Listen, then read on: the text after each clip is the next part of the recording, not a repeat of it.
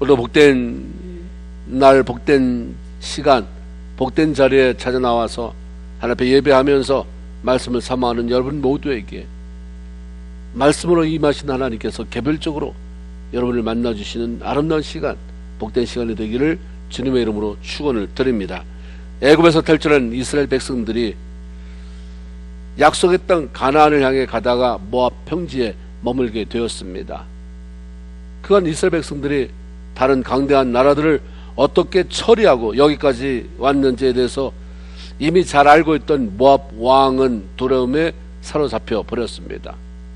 이스라엘과 싸워보았자 그 결과는 모압의 패배로 끝날 것이 뻔했기 때문에 이것을 내다본 모압 왕 발락은 유명한 복술가 발람을 불러다가 신의 힘을 빌려서 이스라엘 백성들을 저주하게 했습니다.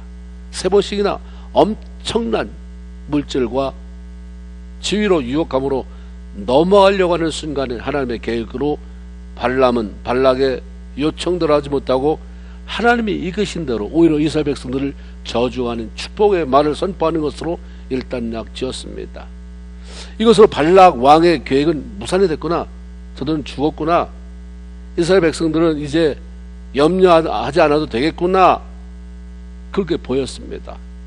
그런데 오늘 본문에 보면 이스라엘 백성들이 모압 여인들과 음행하며 그들이 섬기는 바알신을 위한 제사에 참여함으로 하나님의 진노를 싸게 듣고 연병이 펴져서 24,000명이라고 하는 엄청난 수의 이스라엘 백성들이 죽어나가는 비극이 생기게 됐습니다. 다 잘된 것 같은데 어떻게 이런 일이 생기게 되었을까?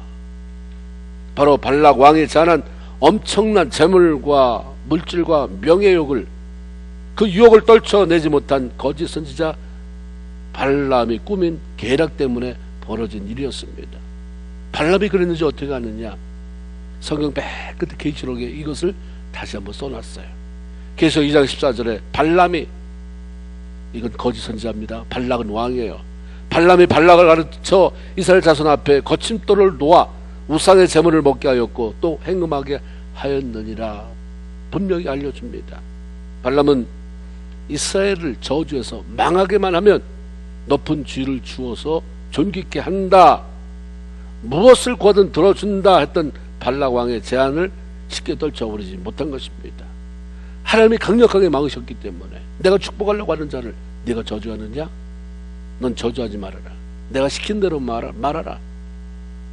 그 말씀 그대로 전했긴 했지만, 그래서 말로는 민수기 24장 13절처럼 만약에 발락이 나한테 그 집에 온갖 은근 보화를 가득 적어서 나에게 준다 할지라도 내가 어떻게 하나님의 마음을 어기고 말씀을 어기고 내 마음대로 할 수 있겠느냐? 나는 하나님이 시키는 대로밖에 할 수 없다 했지만 그 내면에서는 갈등이 계속됐습니다.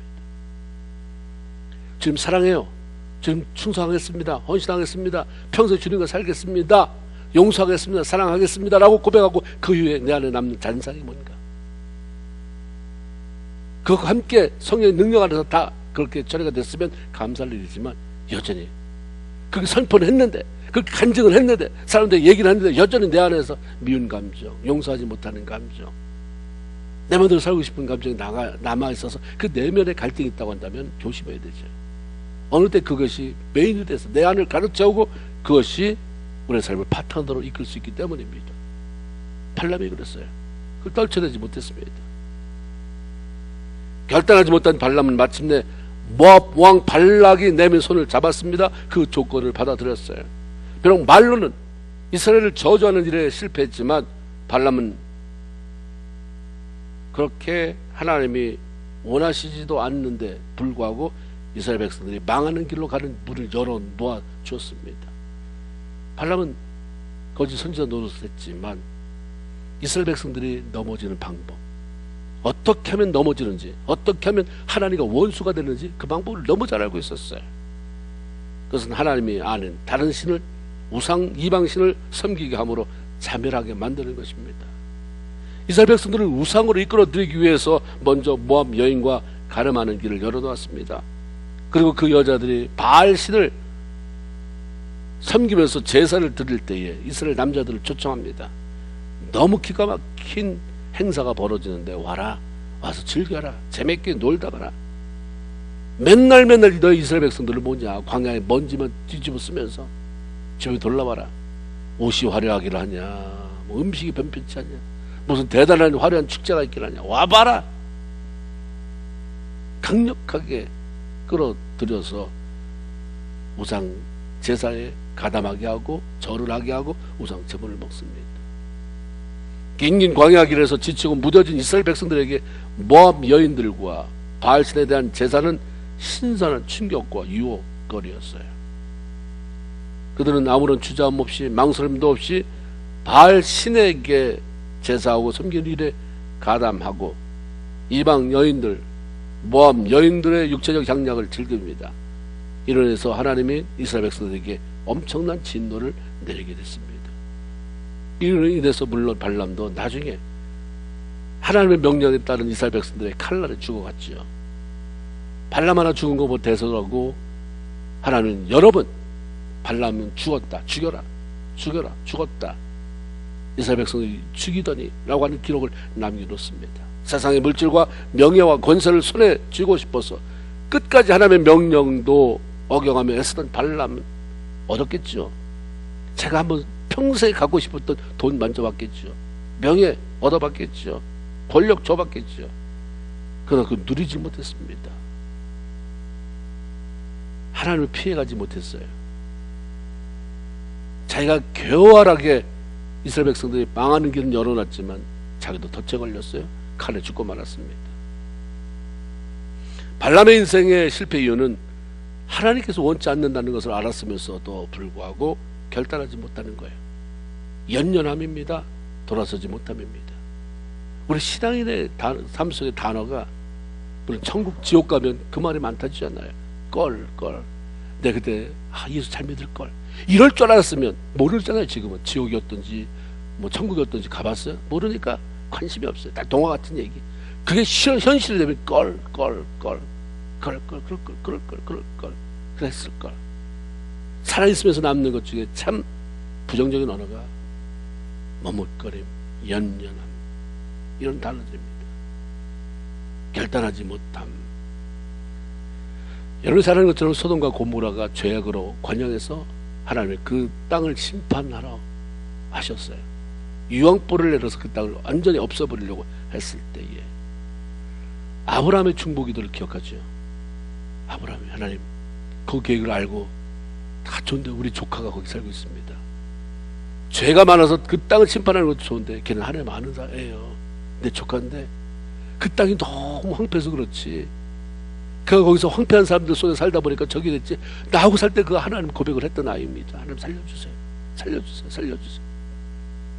중보기도 들었어요. 누군가를 위한 중보기도 이렇게 중요하잖아요. 그래서 하나님께서 아브라함의 중보기도를 기억하시고 조카 롯의 가족에게 도피할 수 있는 길을 열어주셨어요. 빨리 도망쳐라. 빨리 도망치든 나가서 안전한 곳을 피해라. 단 한 가지, 절대로 뒤돌아보지 말아라. 당부하십니다. 이렇게까지 말했으면 얼마나 긴급한 상황입니까? 보지 말아야죠. 너무 당연한 거 아니에요? 너무 생명이 지금 죽게 생겼는데 사냐 죽느냐를 결정하는 상황 속에서 하나님의 음성이 뒤돌아보지 말아라 했으면 뒤돌아보지 말아야 되는데, 그럼에도 불구하고 참 인간이 이렇게 고집이 있어요. 이렇게 하나님 앞에 거역하는데 너무너무 익숙해 있습니다. 그래서 제가 뒤를 돌아보는 순간에 소금기둥이 됐다라고 성경을 말하잖아요. 유황불로 도시가 멸망하게 될 위기 속에서 앞을 향해서 있는 힘을 다해 질주를 해도 부족할 판에 뒤돌아본다고 하는 것은 아무것도 가지고 나올 수 없어서 그대로 두고 온 재물에 대한 미련함, 아쉬움 때문이었을 것입니다. 내가 여기서 얼마나 고생했는데, 얼마나 여기 생활 터전을 잡느라고 했었는데, 전에 나 쓰는 곳에 와서 이렇게 살았는데 그거 다 두고 온단 말이야. 가져오지 못했고, 그리고 하나님 앞으로 가라고 했으면 잊어버려야지. 성경에 말씀한 것처럼 뒤에 것을 잊어버리고 그랬는데 너무 아쉬운 거예요. 아쉬움. 미련, 연연. 하나님이 하지 말아라 하는데 그 가지고 있는 연연, 아쉬움, 미련 때문에 끝까지 잡고 있는 것, 나를 파멸로 이끌어가는 그건 무엇입니까? 하나님 말씀대로 결단하며 앞으로 나가지 않고 머뭇거리며 뒤돌아 설 때에 어떤 결과를 기다리고 있는지 하나님은 이걸 통해서 우리에게 교훈해 주셨어요. 그래서 예수님도 제자들에게 가르치실 때, 종말에 대해서 말씀하실 때 누가복음 17장 32절에 롯의 철을 기억해라. 그냥 살지 말고 항상 너희가 이 땅에 너무 미련이 많으면 롯의 철. 그때부터 시간이 얼마입니까? 롯의 철가 소금 기둥이 되고 나서 예수님 당시까지 수많은 시간이 지났는데 그게 사실이니까 우리 주님이 롯의 철을 생각하라라고 말씀한 것입니다. 머뭇거리지 말아라. 이 땅에 대한 미련을 넘어가지 말아라 말씀하는 거죠.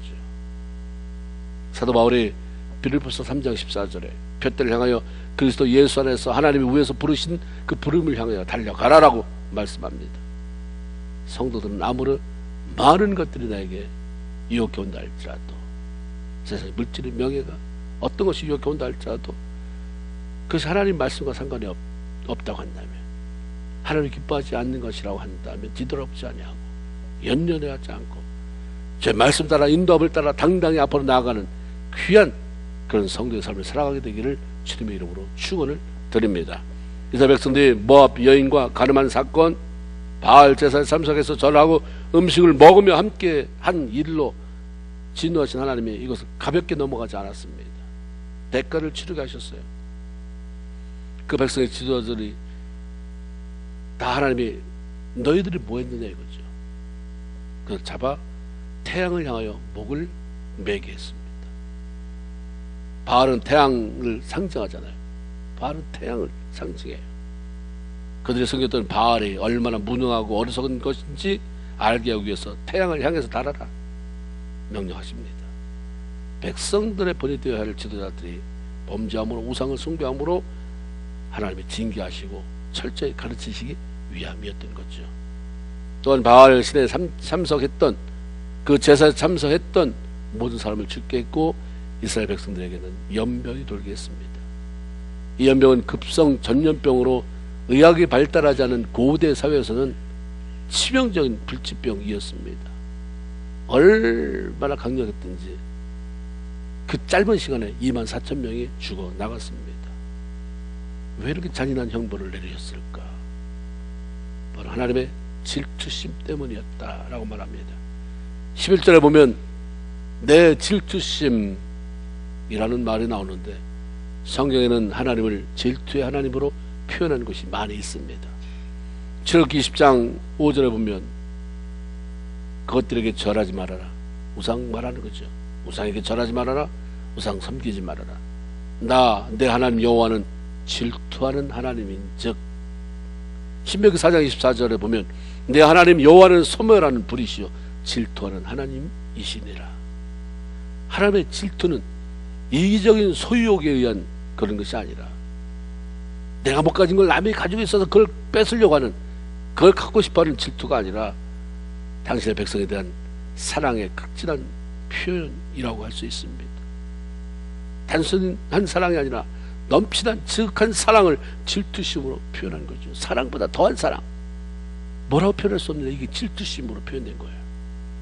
이사야 43장 4절을 보면 내가 내 눈에 보기에는 보배롭고 존귀하며 내가 얼마나 사랑하는 줄 아느냐 라고 하는 말씀처럼 하나님은 당신의 자녀들을 이 세상에 그 무엇보다 사랑하시는데 그 자녀들이 하나님보다 다른 것을 더 사랑하고 마음을 뺏길 때 하나님은 질투하시는 하나님으로 그렇게 나타나지는 거죠. 그러게 아가서에서도 보면 아가서 8장 6절에 보면 사랑이 어떤 것인지 아느냐? 사랑은 죽음같이 강하다. 죽음보다 더 우리를 너무 사랑하니까 사랑은 죽음보다 강하다고 말씀하신 하나님이 예수 그리스도를 이 땅에 보내서 죽게 하시잖아요. 사랑은 죽음같이 강하고 질투는 수월같이 잔인하며 불결같이 일어나나니 라는 말로 자신의 신부된 성도들에 대한 사랑을 이렇게 표현하셨습니다. 하나님은 이스라엘 백성들에게 여호수아서 24장 읽어보면 막 자랑을 해요. 발락이 일어나 이스라엘과 싸우려고 할 때에 사람을 보내서 발람을 불러 저주하라고 그러지 않았느냐. 그때 내가 발람의 말 듣기를 거절했다. 발람을 돌려놔서 발람으로 하여금 오히려 축복하게 했고 나는 발락의 손에서 모압의 손에서 너희를 구원해냈다. 하나님 자기 백성을 얼마나 사랑하는지 발락과 발람으로부터 지키고 축복하셨다고 신이 나서 자랑하시는데 백성들은 이런 하나님의 마음과 다르네.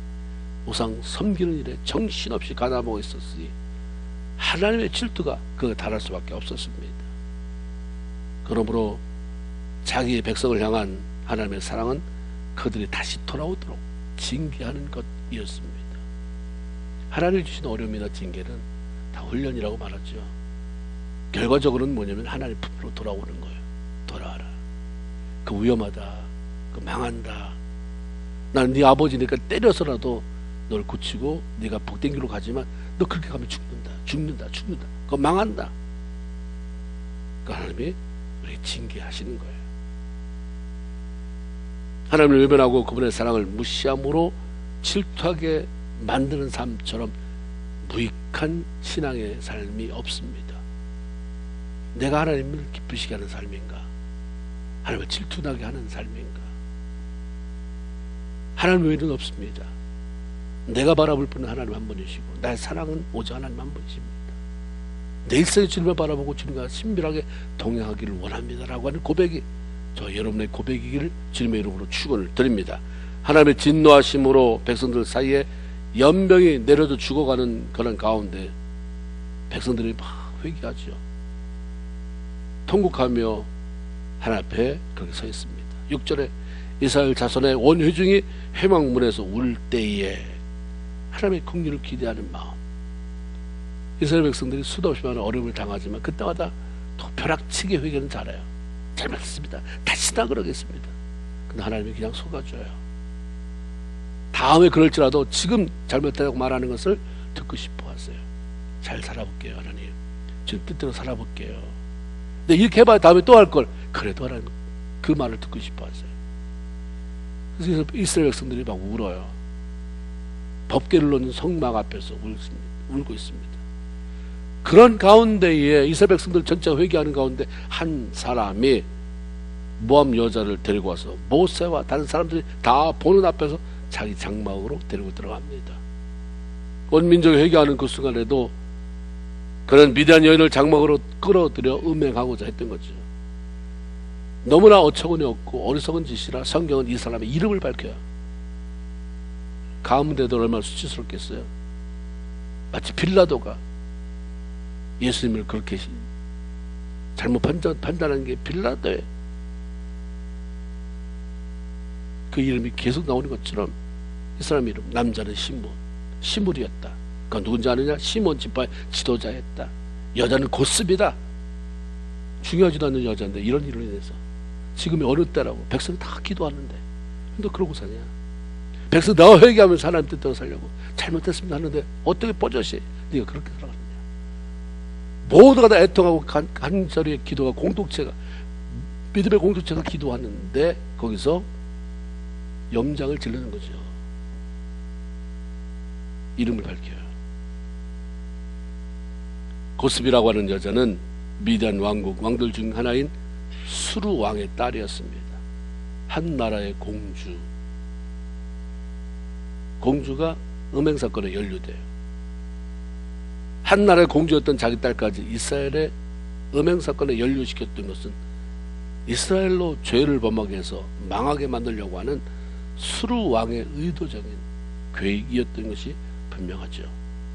이스라엘 백성들을 무너뜨리기 위해서 방법을 가리지 않는 이방 왕의 모습을 통해서 악한 사단이 이런 짓을 하는구나.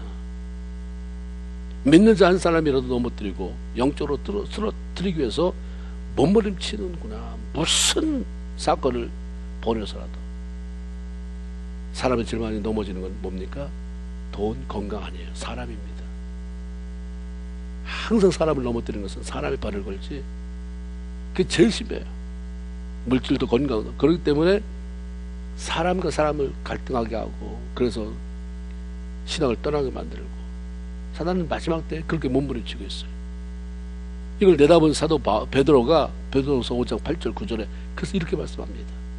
너 그렇게 신앙생활 하면 안 된다. 좀 다르게 해야 된다. 근신하라. 깨어라.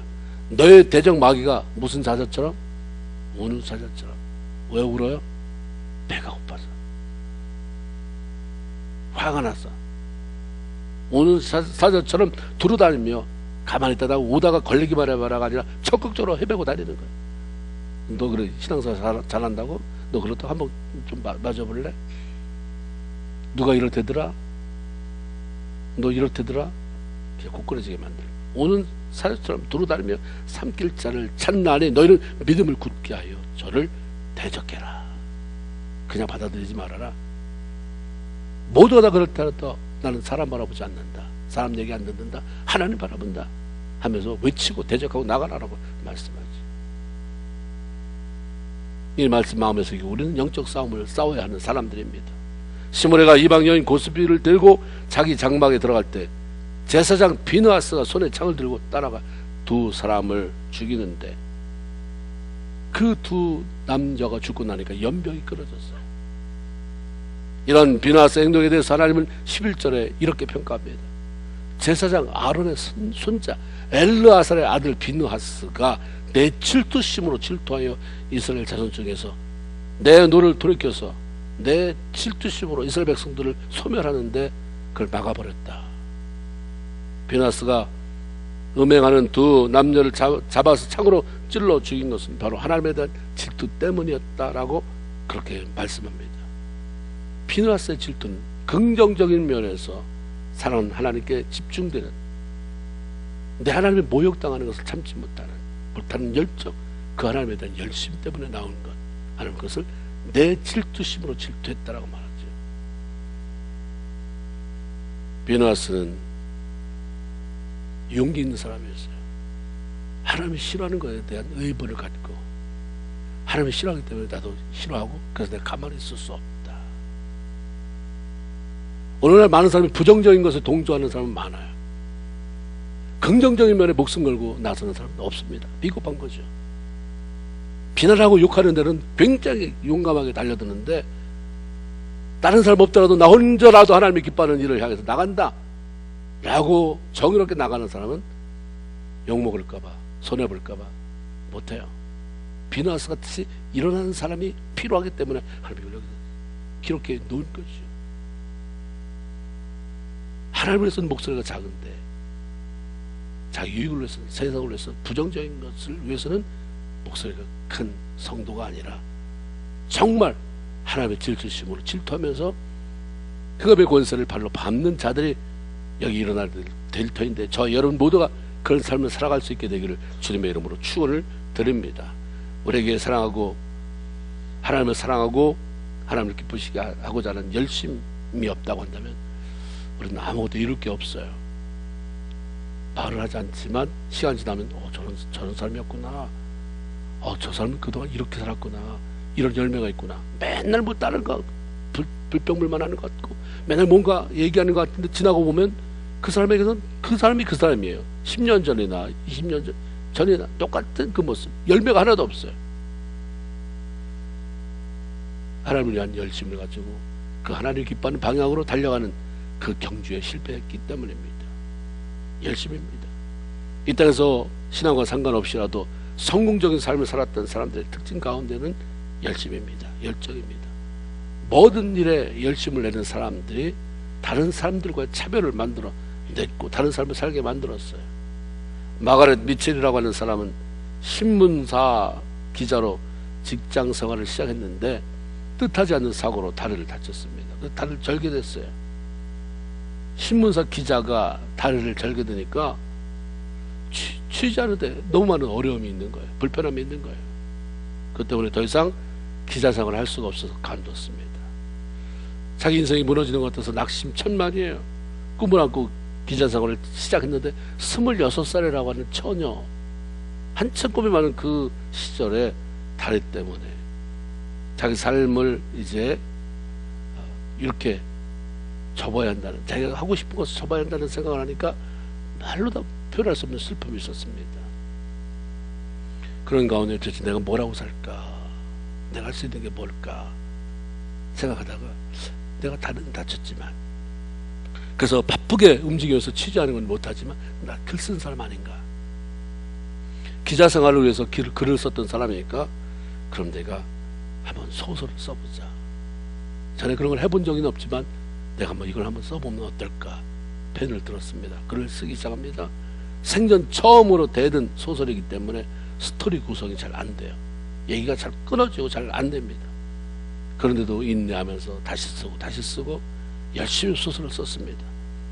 소설 한 권을 마쳤어요. 10년이 걸렸대요. 10년이 걸려서 소설을 썼어요. 이제 썼으니까 출판해야 될 거 아닙니까? 이 원고를 들고 출판사를 찾아다녔어요. 3년 동안을 찾아다니면서 여기저기 부탁을 해봤지만 누구도 거들도 보지 않고 원고를 읽어주질 않는 거예요. 문학상을 수상한 그런 기록이 있는 것도 아니고 무슨 대단한 정치 경력을 가지고 있는 사람이 정치 야사를 써낸 것도 아니고 겨우 처음으로 소설 쓴 풋내기가 출판하겠다고 하니까 아무도 거들떠 보지 않는 것입니다. 그런데 그가 꿈이 있으니까 내가 10년 걸려서 썼는데 이거 출판 안 준다고 포기할 수 없지, 누군가 있을 것이다. 열심히 찾아다녔어요. 어느 날 레이슨이라고 하는 출판사 사장을 소개받았는데 그가 여행 중이래요. 지금 어느 기차를 타고 간다고 그런 정보를 얻었습니다. 그 시간에 맞춰서 기차역에 나갔어요. 기차를 타려고 하는 순간에 그 사장을 붙잡고, 사장님, 기차 여행하면서 이 원고 한번 읽어봐 주세요. 그냥 읽어만 봐주세요. 읽어만 봐주세요. 사장은 너무나도 간절히 부탁을 하니까 지워서 알았다고 받아서 가방에 접어뒀어요. 자기가 할 일이 많으니까 기차 안에서 읽을 생각도 못하고 집에 와서는 더더욱 못 읽었습니다. 집에 와 오랜 여행을 끝내고 왔는데 집에 전보가 하나 와 있었어요. 사장님, 원고를 한 번만 읽어봐 주세요. 미첼로부터. 그때 그 아가씨구먼. 그리고 옆에 제쳐놨어요. 그 이후에 몇 달 후에 똑같은 전보가 왔습니다. 사장님, 원고를 한 번만 읽어봐 주세요. 미첼로부터. 똑같은 게 또 왔대요.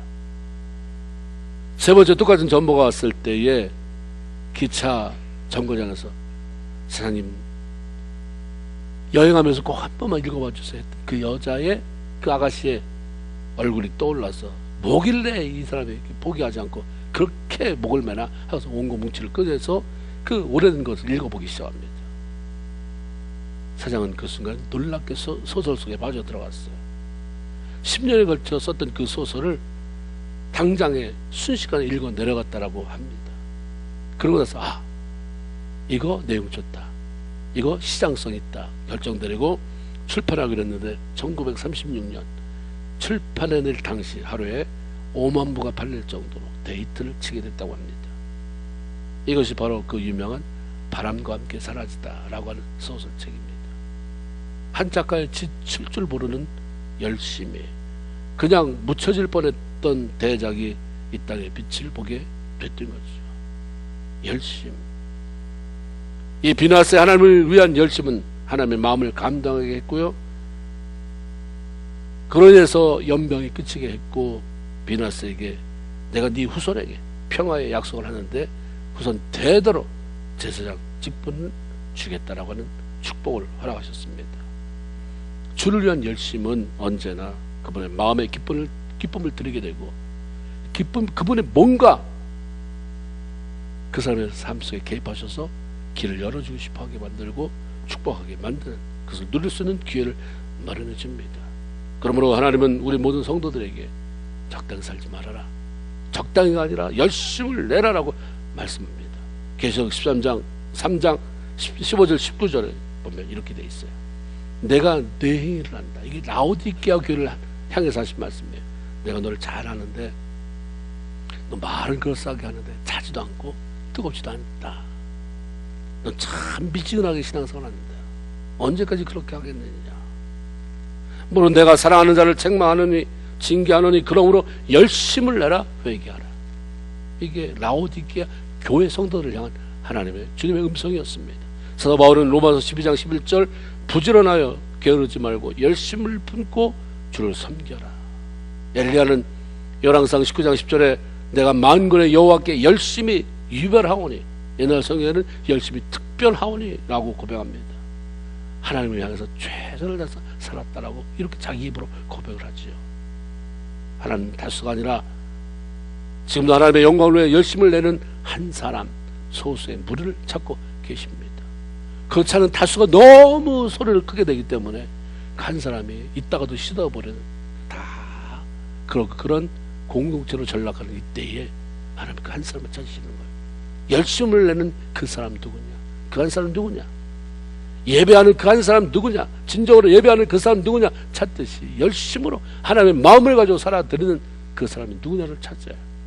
그래서 예레미야 5장 1절, 예루살렘을 하나님이 멸망하려고 할 때에 안타까워서 그런 사람을 찾다가 안타까워서 이렇게 말씀하십니다. 너희는 예루살렘 거리로 빨리 다니며 그 넓은 거리에서 찾아보고 알라.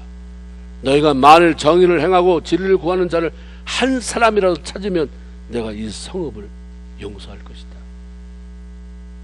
예루살렘이라고 하는 그 땅에 한 사람이라도 내 마음대로, 내 마음의 압박에 살려는 열정 가지고 살아가는 사람이 있으면 내가 이거 용서한다. 여호와 12장 24절, 내가 진실로 너에게 이르노니 하늘의 밀이 땅에 떨어져 죽지 아니하면 하늘 그대로 있고 죽으면 많은 열매를 맺느니라. 하나님의 일은 다수에 의해서 이루어지는 게 아닙니다. 비누아스처럼 하나님을 사랑하고 그분을 위한 열심을 가진 한 사람, 소수의 무리를 통해서 이루어지는 거죠. 끝까지 주를 위해 수고하되 비누아스처럼 일어나 열심을 가지고 주의 마음을 기쁘게 하는 복된 성도의 삶, 그래서 그 아름다운 영향력이 주변 사람에게 미쳐지고 함께 잘되게 만드는, 승리하게 만드는 저희 여러분 다 되기를 주님의 이름으로 축원을 드립니다. 아멘. 기도하겠습니다.